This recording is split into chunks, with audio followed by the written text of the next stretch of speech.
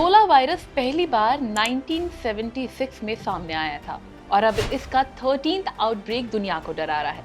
इस बार जो स्ट्रेन फैल रहा है उसका नाम है बुंडी बोगियो स्ट्रेन और सबसे डराने वाली बात ये है कि फिलहाल इसका ना कोई अप्रूव्ड वैक्सीन है और ना ही कोई स्पेसिफिक ट्रीटमेंट अवेलेबल है।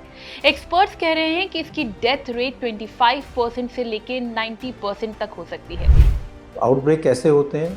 वायरस जो है वो एक जो फ्रूट बैट है उसके में रहता है, लेकिन अगर उसमें उस वायरस से इन्फेक्शन किसी जानवर में हो जाए, जैसे मंकीज़ हैं या और किसी डियर टाइप के जानवर में है और उससे किसी और व्यक्ति को इन्फेक्शन हो जाए तो फिर वहाँ से वो आगे फैल सकता है ड्यू टू क्लोज कॉन्टैक्ट। ये कोविड की तरह नहीं है जो हवा में फैलता है, या अगर किसी के बॉडी सेक्रीशन में फ्लूइड्स या जो इन्फेक्टेड पर्सन है उसके क्लोज कॉन्टैक्ट में कोई व्यक्ति आए तभी ये इन्फेक्शन फैल सकता है। So exposure to the fluids of a person जिसको इन्फेक्शन हुआ है उसी के कारण ये इन्फेक्शन हो सकता है। तो अगर हम इन्फेक्शन कंट्रोल प्रैक्टिसेस रखें, बच के रहें, तो इबोला के फैलने के चांसेस नहीं हैं और इसलिए वो ज़्यादातर सेंट्रल और वेस्टर्न अफ्रीका में ही आउटब्रेक्स हुए हैं।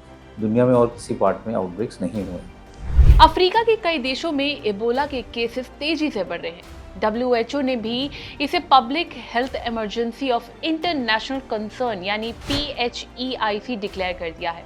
यानी मामला इतना सीरियस हो चुका है कि पूरी दुनिया अलर्ट मोड में आ गई है। हालांकि अभी इबोला का सबसे ज्यादा असर डेमोक्रेटिक रिपब्लिक ऑफ कॉन्गो यानी DRC में देखा जा रहा है। रिसेंट रिपोर्ट्स की बात करें तो कॉन्गो में 900 से ज्यादा सस्पेक्टेड केसेस सामने आए हैं। 101 कंफर्म्ड केसेस रिपोर्ट हुए हैं, जबकि 220 से ज़्यादा सस्पेक्टेड डेथ्स हो चुकी हैं। वहीं युगांडा में 7 कंफर्म्ड केसेस और 1 डेथ रिपोर्ट हुई। साउथ सुडान में अभी तक कोई कंफर्म्ड केस नहीं मिला है, लेकिन WHO ने उसे हाई रिस्क कंट्री बताया है क्योंकि उसकी बॉर्डर्स कॉन्गो और युगांडा से लगती हैं। अब सवाल ये उठता है कि क्या इबोला भी कोविड की तरह तेजी से फैल रहा है? तो जवाब है नहीं, क्योंकि एक्सपर्ट्स कह रहे हैं कि इबोला एयरबॉर्न वायरस नहीं है, यानी ये हवा में सांस के जरिए कोविड की तरह नहीं फैलता। इबोला इन्फेक्टेड इंसान के blood, saliva, sweat, vomit, stool और दूसरे बॉडी फ्लूइड्स के डायरेक्ट कांटेक्ट से ये फैलता है। लेकिन WHO के चीफ टेड्रोस के अकॉर्डिंग सिचुएशन अभी भी बेहद चिंताजनक है। रिपोर्ट के अनुसार उन्होंने कहा है कि कॉन्गो और युगांडा में इन्फेक्शन इतनी तेजी से बढ़ रहा है कि कंट्रोल मेजर्स भी स्ट्रगल कर रहे हैं, यानी रोकने की कोशिश हो रही है लेकिन नए केसेस लगातार सामने आ रहे हैं। अब इबोला के सिम्टम्स की बात करें तो शुरू में जो सिम्टम्स होते हैं उसमें बुखार, बॉडी पेन्स, गले में खराश, वॉमिटिंग, डायरिया हो सकता है और जैसे जैसे सिम्टम्स बढ़ते हैं तो ब्लीडिंग हो सकती है, जो मुंह से हो सकती है, खून की उल्टी आ सकती है, स्टूल में ब्लड आ सकता है और साथ साथ फिर ब्रीदिंग डिफ़िकल्टी हो सकती है, ऑल्टर्ड सेंसोरियम, बेहोशी जैसी सिचुएशन हो सकती है। नॉर्मली इसमें कोई डेफिनेट ट्रीटमेंट नहीं होता, इसलिए डिजीज़ जो है उसका फर्टिलिटी रेट ज़्यादा है, अप टू 50% मोर्टेलिटी हो सकती है, लेकिन लोग बच भी जाते हैं। और कई दफ़ा ये सिक्रीशन जो वायरस है ये सिक्रीशंस में, बॉडी फ्लूइड में जब कोई रिकवर भी कर जाता है तो कई महीने तक भी रह सकता है। इसी खतरे को देखते हुए इंडिया भी पूरी तरह अलर्ट मोड में आ चुका है।